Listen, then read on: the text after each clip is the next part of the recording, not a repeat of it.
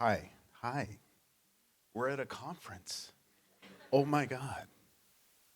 I didn't even know I liked conferences. I'm like, botanical arrangement conference? Yes, sign me up. I'm like, uh, thanks for having me. I'm really excited to be here because this conference happened to coincide with just some like reading and ideas that have just been sort of floating around without any purpose in my mind. So this landed at the perfect time. So scaling creativity, like everything's about scaling, but creativity takes people, right?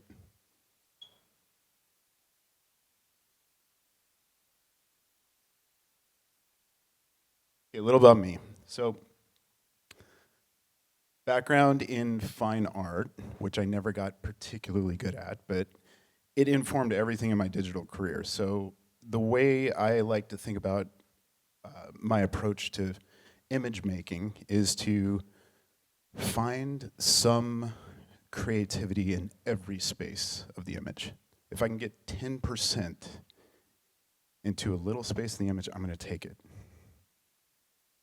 There's got to be color everywhere. I try to mediate every single space in the image. That's a very, I think, a painterly approach, and that's my background.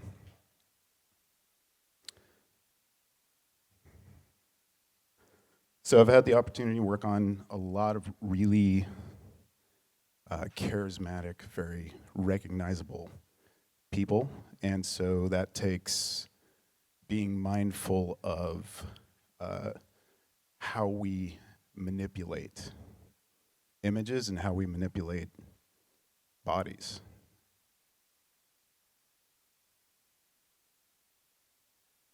And sometimes we go into special effects, and Photoshop is not particularly good at that, so I've had to figure out how to push it to its limits.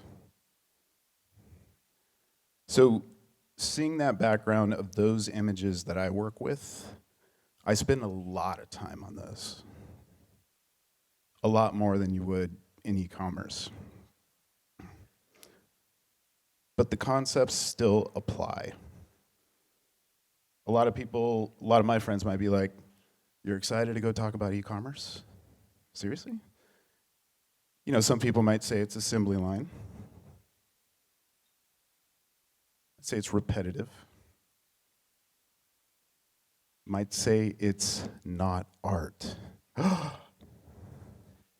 He said it. But I want to provide a little bit of an alternative here because it is. I mean, it's a lot of blue tack, it's a lot of canned air, it's a lot of locked positions, making sure the strobes popped.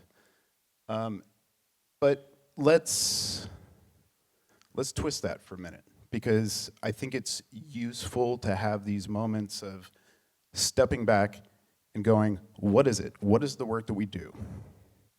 Higher level. So these are choices. And so to start with, let's make some choices. To be artists, we are artists. We are making artwork, right? That's what it is. That's how it functions in the world. It may go away in a second, but it's still artwork. So let's be creatively intentional. And what that requires is understanding what it is that we actually do. And that takes reflection.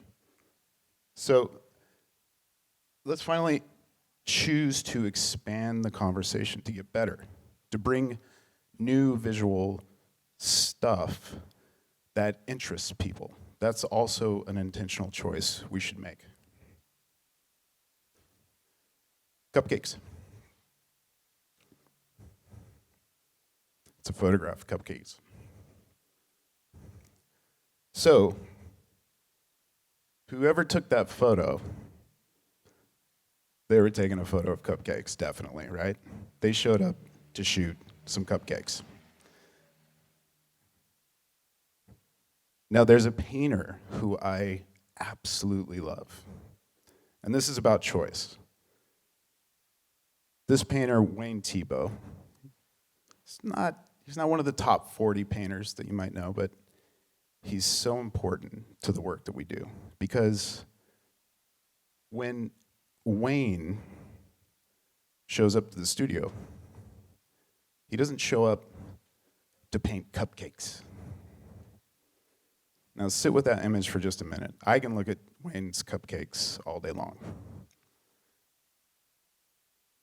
When Wayne shows up, he's painting something very different than cupcakes. He's looking hard for where creativity is. Where is his creativity? See, he's still, for all the e-com people out there, Wayne is still staying product accurate. Right, we know the chocolate cupcake in there. He didn't change the color of that. He looked for areas in his image where he could get some creativity in. And we are so often faced with that doing product photography, right? Got to shoot the product, got to be product accurate, got to meet the specs, got to speak the language. But where can a little bit of creativity get injected? Didn't show up to paint cupcakes. So, my boy Van Jeezy is one of the top 40 hits of the post-impressionist set. On everybody's dorm room wall in art school, right? And there's a reason for that. This is some reading that I've been doing led me to an interesting discovery personally that was written by a researcher who looks at how the brain works when it sees art. And what Samir Zeki said was that a lot of these artists were unwittingly exploiting the visual cortex. So Van Gogh sat down and he's like, I'm going to exploit some visual cortexes today. But this researcher was looking at what happens in the brain when people are exposed to art, and was seeing that neurons in the visual cortex get organized in relation to our visual stimulus, and therefore started writing about where that comes from. Why does that happen to us? So, sorry. I give artists killer names. This is a side thing. So Rembrandt was, Samir Zeki was looking at Rembrandt, Magritte. What was surprising was that he was looking at, post-impressionist artists from way back in the day, all the way up to like Mondrian. So the same things were happening in the brain in response to looking at these works of art that were, they're the war horses. Those works of art are the big players. They're in the galleries for a reason. And up until now, we just thought it was because, oh yeah, they're awesome. But they're doing things to our brains that are very effective. They're very efficacious images. So I couldn't do anything with Toulouse-Lautrec. Sorry. But yeah, another great painter. So you might notice for my retouching inspiration and work, I don't look at retouchers. I look at parallel disciplines, and I get inspiration from them. And I think I like giving theory in talks, but I also like giving practical takeaways that you can do. Look at parallel disciplines. That usually, for me, is the most rich stuff to mine from to get ideas for how to make my work different. So, you might have heard about neuroplasticity. Our brains are changed by our environment, our experience, and our practice. What was surprising to me is this new research into visual plasticity. So, our visual cortex and the neurons in it change in response to our visual stimulus in our environment. 1/3 of the visual cortex is dedicated to object recognition. That's a lot. And we're building a catalog of our everyday environment so that we don't have to look at everything as a brand new thing every time we see it, right? It reduces the energy that we need to use when we're looking at stuff. And neurons get organized according to that visual stimulus into columns based on similar looking objects. What that leads to is fluency in your environment. So walking around, I don't have to constantly be like, is that a chair? Yeah, that's a chair. I think it's a chair. And so that's more rapid, less expensive looking at things. The ultimate is what's called view invariancy. So once we are exposed to objects in our environment to a high degree, it doesn't matter if I flip that chair upside down, I still know that that's a chair. What's important is that that's not hardwired. It takes exposure and it takes practice processing that through our eyes into our visual cortex to know that a chair at a different angle is still a chair. That is connected to reward and punishment systems in the brain. Well, it all comes back to dopamine. Everything is dopamine. So fluency kicks off dopamine. Your brain knows, oh, I'm fluent in this environment.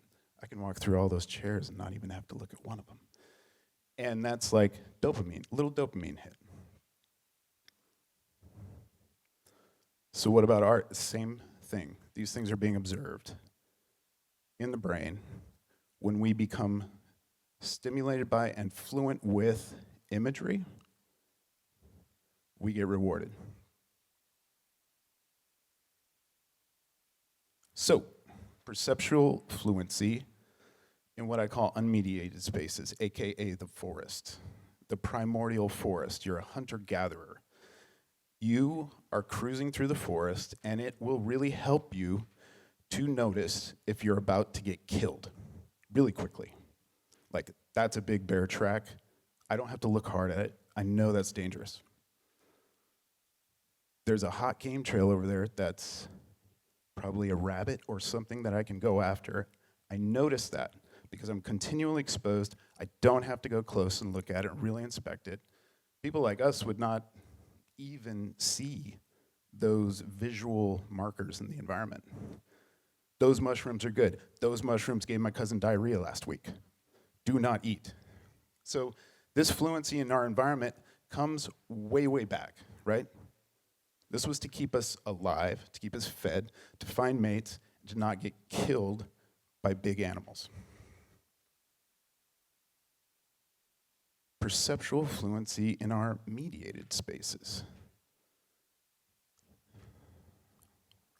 How do we move through that environment? What's vying for our attention constantly? Images. Oh, finally it's relevant. Images, this is what I think a lot about. Like, how do images work in our spaces, in our urban spaces especially, because these are completely aestheticized environments that we live in now. And especially our digital environments are completely 100% nonstop aestheticized. They are imagery, and it's imagery designed to do something. So how do we navigate Times Square? We can't look at every single billboard. You know, somebody grab our wallet. You can't be looking at every single stimulus in the space because it's too expensive, and we are very fluent. So this gets back to fluency. Whereas in the forest, I don't know, maybe one or two people in here are secretly like a really good like hunter-gatherer, but most of us are not very fluent, right? We don't just recognize game trail, recognize bear tracks. These environments we are very fluent in. We are so highly fluent that we don't even think about it. we, in terms of advertising imagery, we are fluent to the point of view invariancy. I could show you a tiny sliver of a picture of a Google earbud, and you're like, yeah, that's Google. So much learning went into that, and we don't even think about it. So these are the responses that we're having to the images, and this gets back to how we make the pictures that we make. What are the visual markers of value? So when we come at our work just intuitively, that's great. Some people can make good images like that. But what I'm trying to argue for here is a more systematic approach to looking at how we make those pictures, how we make those images, what the component parts are, and how do we communicate value or interest. So we live in a visual world that has been already mediated for us. We operate in it, we are fluent, and let's look at a couple of the things that we do. So features, categorical fluency. We might be really into tech, or we might be really into, I don't know, cars or something like that. So we're attracted to different categories, and we have fluency in those categories. We notice them immediately. We have view invariancy, split-second value judgments. So, low value. I have these 3 categories of value, these canons of value. Low value images exist outside the dominant visual canon of value.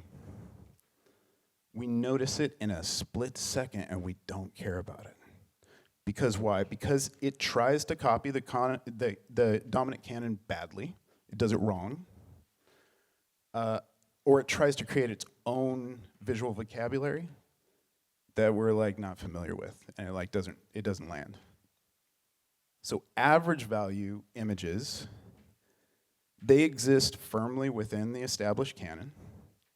Like, it's a shoe shot, it can hang with the Nike shoe shots, right? It serves to reinforce the canon, like the dominant paradigm of what that value level is. It works, and it's an option.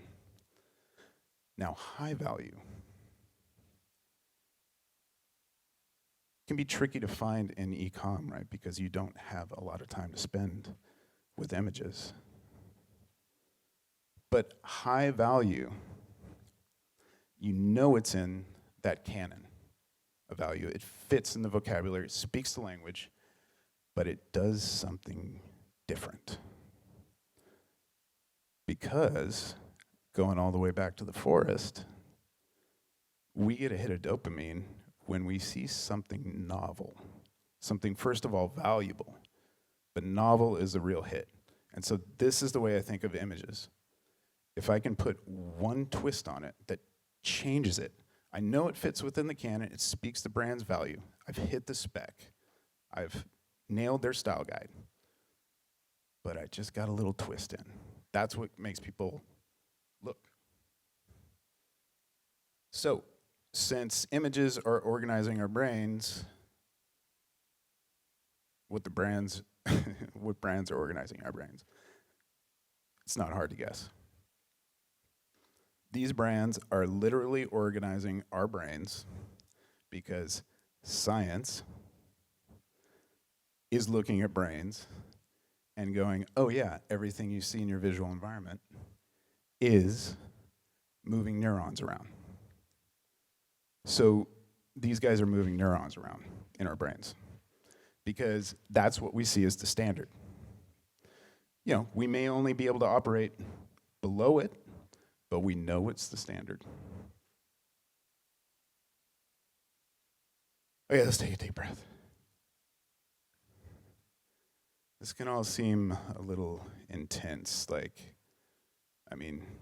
now I know Google's organizing my brain, but I didn't know it was happening visually. This is not necessarily a bad thing. I am probably more cynical than this talk makes me appear to be. I go through crises of artistic self-worth. One day I'm an artist, one day I'm like, oh, I'm selling mass-produced goods to poor people. So if you're anything like me, you've gone back and forth through this. So I tried to find a silver lining. I've been looking, and the dominant thought is capitalism is evil and we're all being programmed. I've been trying to find an alternative to that. So these are just actually last night, these images I just pulled from my folder that I call my absurdity queue. They mean nothing, but I thought they would be cool. I have no idea why Michael Jackson is between the Reagans. I have no idea what they're talking about. But silver linings in this world of commodified images, okay? So we are more and more becoming a part of the conversation. Co-creation is a big deal now, and most of the campaigns that I get now are being taken by people on their cell phones. So I'm retouching cell phone images, which on the one hand sucks, but on the other hand, kind of relieves me of having to be like, oh yeah, I got the raw file, I got all the image data I want, I can do whatever you ask. I'm like, no, it's an iPhone image, this is what you get. So I'll explain on the way. I love that dog.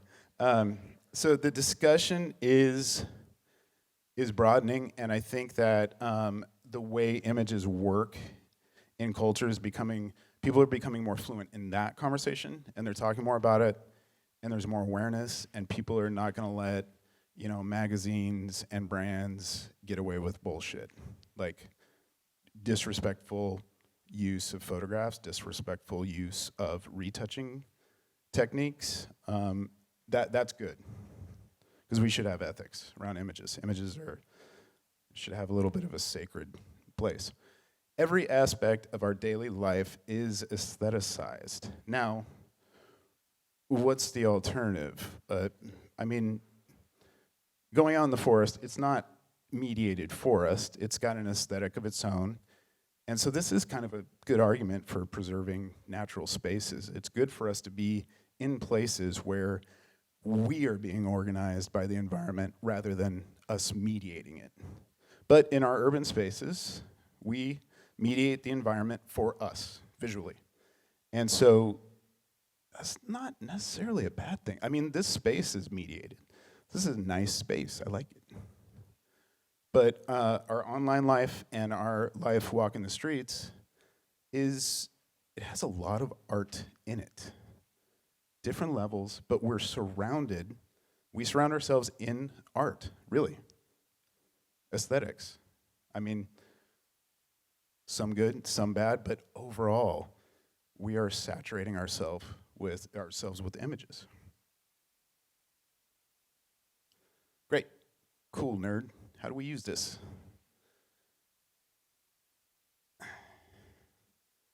So to get back to what I was talking about, understanding and reflection on the images that we make, we can use a systematic approach to figure out what we've made or what we like. Can you help me with the next slide? Cool. Fluency. Okay, cool. Just because some wise hunter takes you into the forest and is like, there's a game trail there, some bad mushrooms over there, my cousin ate. There's a big animal over there that could kill you. You're like, cool. And he's like, see you later. You're like, oh, you're not fluent yet, right? Just because you know that exists, you have to practice fluency. And this is what I tell, students, mentees, assistants, is like, no, approach images deliberately, find out what's going on, name it so that you know. It's not enough to just be intuitive. Mood specking, specificationing. I was trying to figure out what the hell I meant by specking, but mood specking. You've heard of mood boards, right? Mood specking. This is a practice you can do, whether you are the photographer, the producer, the stylist. is like find images that you like and find out what is going on in those images. Collect them, make collections. Behance is great for this. I just typed in Lamborghini because I was working with some guy who was a car photographer. And he was like, well, what do I shoot? Do I shoot these at car shows? And I'm like, if you don't know what to shoot, go find out what other people are shooting and like it, and then make a mood board and then shoot that. And from the mood board, write down, I call this mood board Tebow Lambos, because I thought they were like kind of Wayne Tebow-ish. They have a lot of color in them. But write down what's happening in the images. Literally list it next to the image. You could just be 3 to 5 things. And you start making these mood boards. And I say, once you go through the whole deck, say you got 6 images, name 3 to 5 things in it that you really like, that you think are working. And then at the end on the cover, name it something like Tebow Lambos. So you have like a mood subject that you can take with you. This is a really good practice anybody can do, whether you're doing e-commerce that's 15 seconds an image in post, or you're doing images like me that are 15 hours in post. I don't know what's better or what's worse. So back to Tebow. I just did this because I wanted to see this image on a big screen because it's awesome. So this is cheese. And if we sort of mood spec out this image, see, local color, the white part of the cheese, right? He's maintained local color. That's product accurate. Interior of the cheese, yellow, the shape. We understand it. The edges are sharp. So where does the creativity lie? This is what we're doing when we mood spec images, specific images, is we're trying to find what stuff needs to be technical and locked. And then what stuff can we play with, right? What does Wayne Tebow play with? He plays with the ambient qualities of the image. And in product photography, where you have to stay true to the product, to the brand, that's usually where you're going to find your fun, is in the ambient qualities of the image, how you do your light, where you put color. Because you can do all sorts of creative things with those qualities, and the viewer still knows exactly what it is that they're looking at. And if it's really cool, they might buy it. So, next slide. Switch to Tavalla's photography. I love my Tavalla oven. It just makes food for me. But this trend that I'm seeing in their photography, I really love. So where did they find their creativity? In the shadows. They have a strong sense of light. Those are long shadows. They are really making a statement about time of day. Whereas you see, compare this with other food photography, and you look at it and you'd be like, they couldn't even be bothered to like make a time of day for that shot. You know, it's just like diffused. It's like barely a shadow. It's like these guys took a stand, and their, client or their art director or somebody had to sign off. We are going to give this a time of day. So you're injecting time into the photograph. People are responding to that differently. These trends change. This is a current trend now. It'll change. But what are the variables within the time of day? Maybe the shadows get color.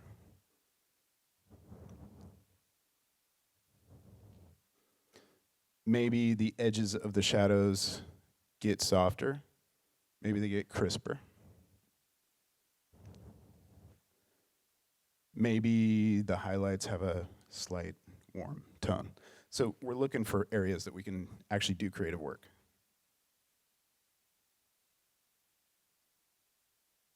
Separating the technical from the creative. This is like kind of a, strict post-processing rule of mine is everything that's technical should get done up front, and so the creative can operate without any distractions. So Daniel Kahneman has his book, Thinking Fast and Slow, and he talks about how the human brain, when it's under cognitive stress, when it's under technical tasks, it has a very low capacity for creativity. I mean, think about it. Anytime we're stressed, we are not going to be our best creative selves. So same thing in the work. This could happen in the photography too. I mean, it's like get everything technical locked and then explore something. So same thing for retouching for me. Clip everything out up front, clean everything up, and then we can do some creative grading, we can do some color changes, all that stuff. I don't want to be clipping out an area at the end of the job because I want to change the color because I got a creative inspiration and then it's gone because I just clipped for 15 minutes. So this is a straight out of camera shot of a shoe I did. And when I go through and clip out every single part of the shoe, it may sound painful. It's not that bad. It actually just makes the creative process so much easier. I can make choices, and I can show people what the shoe's about. Think about the previous shot there. It was like, there's like crap on the sole. There's always manufacturing defects. And this is what we do in post. And this is another kind of boots on the ground, rubber meets the road kind of lesson that I tell everybody is, your job is to remove distractions from your audience connecting with what it is you're showing them. That's it. It's not devious. It's not tricky. It's not faking them out. You're doing them a favor. So there was this study that I read. There was a research project where people were shown just pictures of objects, and the researchers tried with one group. They outlined the silhouette of the object before, well, it like came up and there was an outline on it, and then the outline went away. So what it did was it described to them the shape of the object they were looking at, and far and away, like, people were more satisfied and happier when they were shown that outline of the object first. They were measuring like micro smiles in the face. I thought that was fascinating. I'm like, that's exactly what I do every day. Is we remove distraction that can really be useful when thinking about the silhouette of the objects we create. Just removing variations and edges of soft goods helps just people connect, So that's a good takeaway. So we all spec every day. We spec everything. In my work, my spec is shape, clip, clean, color change, color grade, finishing touches, grain. Your spec may be different, but make your spec. That's what I'm saying, is have a spec. And so this brings me all the way back to Pixels. This is not a commercial. I do not work for them. So I first used them about 4.5 years ago, and ran a job through, and I was like, wow, these guys are like the next thing. This is awesome. There's a lot of images, and I had to get it done. So I didn't know much about what went on behind the scenes back then, but since then, Brian has been generous enough to share a lot of information with me, and it has just blown my mind even more. Behind every project at Pixels is a spec. And so what this is a map of visual quality. I don't know if they've described it like that, but that's what this is. So we are mapping the qualities of images that we see. I mean, we're doing it every day unintentionally. That's why I say everybody specs. Because you're like, I'm not paying attention to that. That's whack. Oh, that's LeBron's just dropping a new shoe. And you see the quality. So that gets spec'd. It can be mapped, and it can be recreated.